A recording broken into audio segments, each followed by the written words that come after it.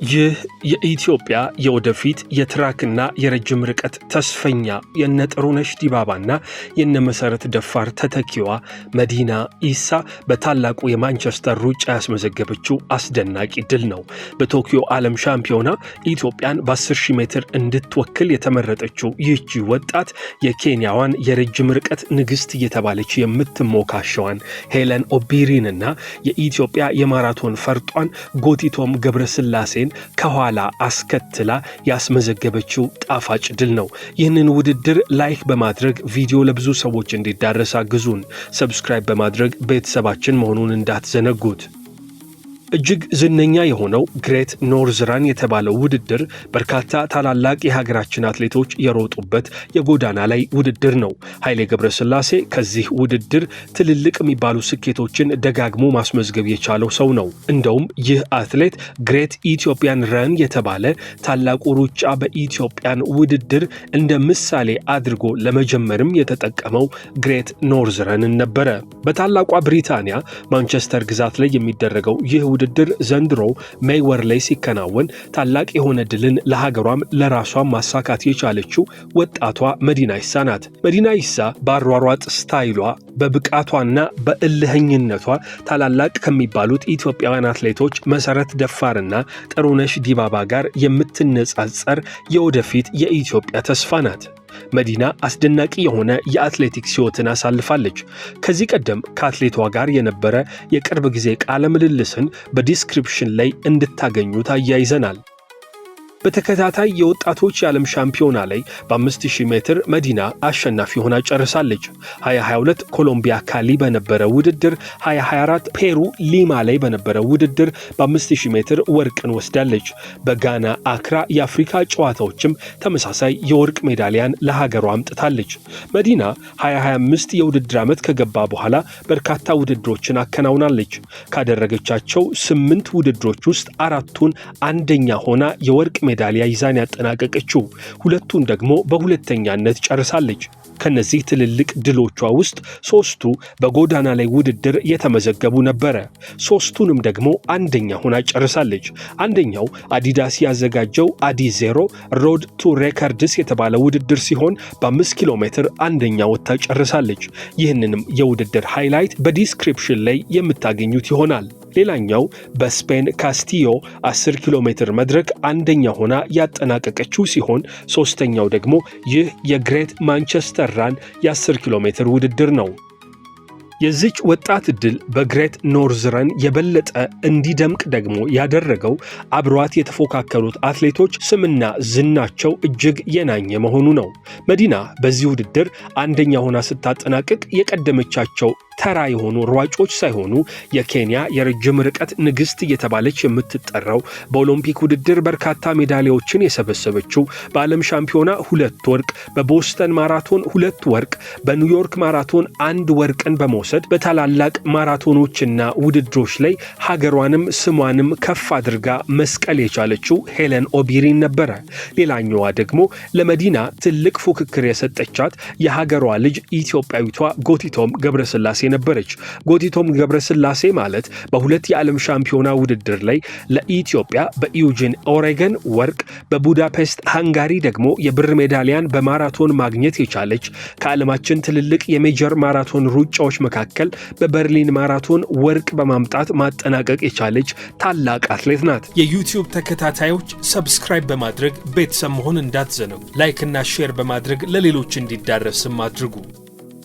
ታዲያ የ20 ዓመቷ ወጣት መዲና ኢሳ እነዚህን ትልልቅ አትሌቶች ነው አንደኛ ሆና ቀድማቸው የጨረሰችው። መዲና በዚህ ውድድር የገባችበት ሰዓት 30 ደቂቃ ከ42 ሰከንድ ሲሆን ሁለተኛ ሆና የጨረሰችው የአሜሪካዋ አትሌት ኤሚሊ ሲሶን 31 ደቂቃ ከ03 ነው። በእነዚህ አትሌቶች መካከል ያለው ልዩነት እንዴት ከፍ ባለ ብቃት መዲና ውድድሩን መጨረስ እንደቻለች ያስመለክታል። ጎቲቶም ገብረስላሴ ሶስተኛ ሆና ስትጨርስ 31 ደቂቃ ከ11 ሰከንድ ፈጅቶባታል። ኬንያዊቷ አትሌት ሄለን ኦቢሪ 31 ደቂቃ ከ16 ሰከንድ በመግባት አራተኛ ሆና ጨርሳለች። መዲና ኢሳ መስከረም ወር ላይ በሚደረገው የቶኪዮ የዓለም ሻምፒዮና በ10000 ሜትር ኢትዮጵያን እንድትወክል የተመረጠች አትሌት ናት። ከዚህ ጋር በተገናኘ ብዙአየው ተስፋ ዋጋው የተባለ ሰው ብዙ አትሌቲክስ በተባለ ድረገጹ ላይ አንድ ማሳሰቢያን አስነብቧል። በ10000 ሜትር የቡዳፔስት የዓለም ሻምፒዮና አሸናፊ የነበረችው ጉዳፍ ጸጋይ በቀጥታ የተሳታፊነት እድልን ያገኘች ሲሆን መዲና ኢሳ፣ ፎቴን ተስፋይና ጽጌ ገብረሰላማ በቡድኑ ውስጥ ተካተዋል። በተጠባባቂነት እጅጋየው ታዬና አይን አዲስ መብራቱ ይገኛሉ። የኢትዮጵያ አትሌቲክስ ፌዴሬሽን ቴክኒካል ክፍል ይህንን ጉዳይ እንደገና እንዲፈትሸው እጠቁማለሁ በማለት ብዙ አትሌቲክስ ጽሑፉን ያስነብባል። መዲና ኢሳ በ10 ኪሎ ሜትር የጎዳና ላይ ውድድር ውጤቷ መሰረት በቶኪዮ 2025 የዓለም ሻምፒዮና ላይ በ10000 ሜትር እንድትወዳደር ተመርጣለች።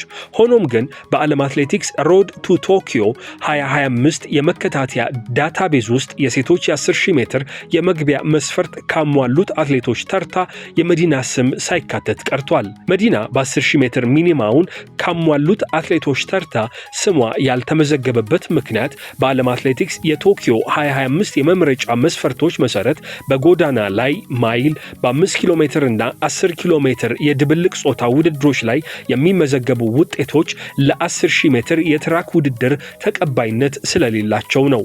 መዲና በስፔን ካስቲዮ በፌብሩዋሪ ወር በተደረገ የ10 ኪሎ ሜትር የጎዳና ላይ ውድድር ያስመዘገበችው 29 ደቂቃ ከ25 ሰከንድ የግል ምርጥ ሰዓቷ ነው።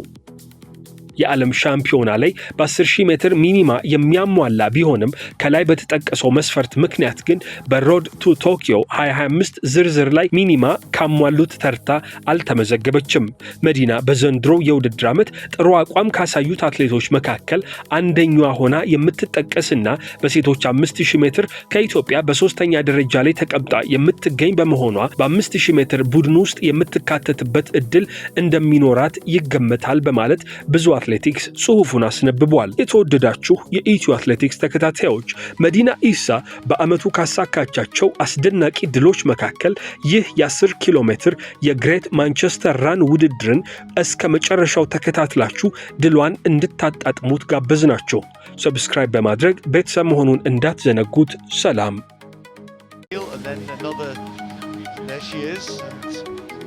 Too far back, and then there's a bit of a gap to Alex Bell after that. But yeah, just to go back to Isa at the front, has ran on the roads in Germany, the big road racing event that was there in April, then headed out to Miami, and in the Grand Slam track there where they do a 3K and a 5K back to back. I mean, she ran a PB in the 3K, almost ran a personal best in the, well, it's a strong 5K as well. And to me, she hasn't quite yet developed the finishing kick that you really need to win the big medals at Olympics World Champs on the track, but she's found her distance at 10K and 10K on the roads is now moving at a pace that the other two have had to make. It's not that they've made a conscious decision not to go with it, they've just not been able to go with the pace and are now kind of locked in a battle between the two of them, although Hellen is looking a little bit more awkward than she always does. She always has a little bit more movement in her arms than Gebreslase would do, but she does look to me as though she's struggling more than usual. Yeah, Helen will be the first to concur with Paula around her action, but one thing Helen does is give 100% every time. It was actually a great race in the Boston Marathon, I thought. People overlook the fact that she got beaten. She's had a great introduction to her marathon career, winning in New York, winning in Boston the year before. Couldn't quite win the Olympics, obviously. Sam had that great race with Tigist, and you've got Hellen Obiri who just manages to somehow always. የዩቲዩብ ተከታታዮች ሰብስክራይብ በማድረግ ቤተሰብ መሆን እንዳትዘነጉ። ላይክ እና ሼር በማድረግ ለሌሎች እንዲዳረስም አድርጉ። 2:59 and a 2:58. We said Paul early on, when you're in the middle of your track career, you've got that ability to do that, haven't you, on the road when it's running 3.5s, 3.6s feels easy, but you can just lift in a way that others can't. Yeah, and I think that there's two factors to that. There's the fact that she knows that she can do that, and she knows how easy that felt lifting it like that. And then once she's away, she can kind of risk a little bit more in terms of pushing harder to go out at times. But for the others as well, when they know that their personal best is 45 seconds or so slower, then it's harder for them to commit to be able to go with that, because they know that when that pace and that hammer goes down, it's going to hurt, and it's better to concentrate on running their own pace and maintaining that and keeping something alive for this battle here for second and third. Yeah, this is the battle for second and third. I can tell you a little further back as well that Emi-Eloise Neal has now passed Verity Ockenden, who's the Neal is now one of the world's best, has got so many options. She's a nice looking runner as well, Paula. You know, up for the road, she's got a good action as well. We talk about Helen, but you know, I would just like to see her, she gets a little bit stronger, develop a little bit more pace and racecraft on the track. If she's going to contest at 5,000, maybe 10,000 eventually on the track at the big championships, World Championships this year, for instance. She just needs to have that in her locker as well. Yeah, she does. She's very much still learning that trade, perhaps because she was so much better than the others at junior level, so she hasn't had to really learn the tactics of putting herself in the right position and really judging those races. Right, now the gaps are closed. Is that Emily's sister moved up? I think it is. I think it is. That's a run. I mean, I think partly because these two have been running together, see that Eisa goes. Obiri's been at the front, but Gebreslasse's just been waiting. And now all of a sudden, though, Sisson has caught them. So my old coach, Paula, used to say, if you catch somebody, go past them. But that's easier said than done when the two ahead of her are going as well as they are and are as good as they are. But And that's who a great they run are from as well, Sisson. I think. Yes, when you realize. የዩቲዩብ ተከታታዮች ሰብስክራይብ በማድረግ ቤተሰብ መሆን እንዳትዘነጉ። ላይክ እና ሼር በማድረግ ለሌሎች እንዲዳረስም አድርጉ። Because no matter how tired we talked about Hellen Obiri can be, she can still finish, and Emily will want to keep moving hard into that finishing straight to give herself as good a chance as possible of shaking the two behind her from her coattails. Yeah, personal best goes all the way back, a couple of years back. 2023 for Emily Sisson, has run 32 this year. But, you know, when you're in your kind of big marathon part of your career, which she says, I'm just giving that bit of a rest for the time being. So that gives you a little bit of chance to get a bit more pace in your legs, run the shorter distances. Great effect here. I mean, if she were to come second here, not just coming second, Helen's gone. I know what you said about the finish, but with 40 to go, she isn't catching that up. Gebrselasse's looking behind. That's always a bad sign. It's Sisson has just got ahead, focused, is away. A long way up, but I do think Emily might be off for personal best.